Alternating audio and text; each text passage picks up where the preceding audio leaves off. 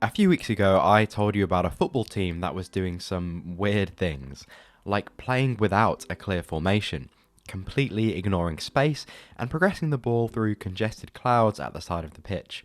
That team was Fluminense, and the response to my video on coach Fernando Diniz has been overwhelming. People really seem to connect with the organic nature of their football. Well, Diniz's influence seems to be spreading further and may have already made it to Europe, because Swedish team Malmö are showing some very similar characteristics, particularly with the way their players congregate on one side of the pitch. You'll often see 7 or more Malmö players all on the same side of the pitch, using close, intricate moves to progress. And like we discussed in that Fluminense video, this is a way to do possession football that is very different from what's practiced in most of Europe, where space is occupied rationally and players spread out in order to maximise that space. But here we see the precise opposite. Players are brought closer together so that they can combine more easily with each other. That leads to a less rigid structure, and the players have more room to improvise with one another, which is something a lot of defensive systems simply aren't prepared for, and these overloads become very effective. What that then opens up for the players is a whole new footballing vocabulary. I talked before about escadinhas, or staircases, diagonal lines up the pitch that provide a route for progression, and Malmö have also begun to adopt these, a sign they're becoming more in tune with the emergent nature of this system.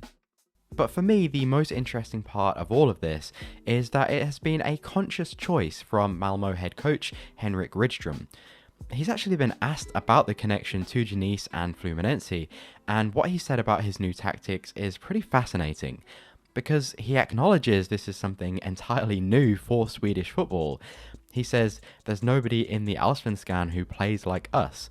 He references some of the other top teams, Haken, Elfsborg, saying that they play strictly and that you can name any player and know exactly where they'll be on the pitch. And while he doesn't criticise that, he simply says that that approach doesn't trigger me and hasn't triggered my players. Interestingly, there is some South American influence in this team, in the form of Peruvian midfielder Sergio Peña, who's actually been an open admirer of Ganso, Fluminense's talisman. But you've also got some very natural playmakers, particularly Anders Christiansen and Sebastian Nanasi, and while the former picked up an unfortunate long-term injury, both players have real shades of old-school number 10s, with a tendency to float around and connect the dots between their teammates. So this positional freedom certainly suits them, and quite possibly it suits the coach as well. Rydström himself seems like a pretty interesting character.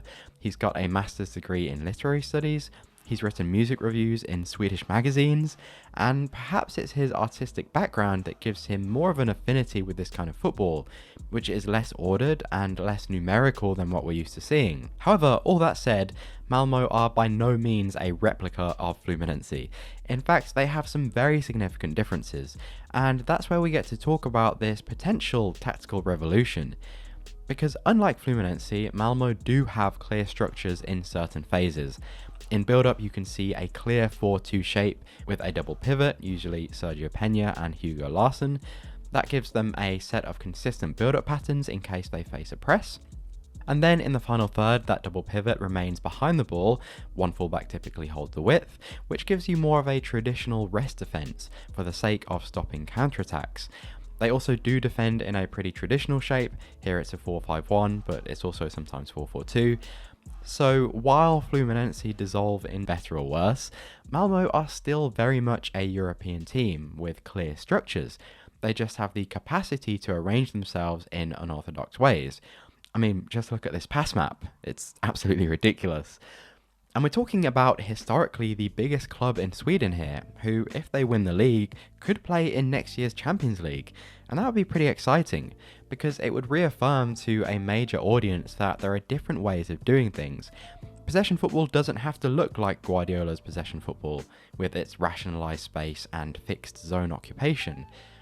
And on the back of some recent news, it's possible these tactics might get even more mainstream, because if you weren't aware, Fluminense coach Fernando Diniz has just been appointed as Brazil national team manager. He'll be in charge for a year on an interim basis before Carlo Ancelotti takes over in 2024.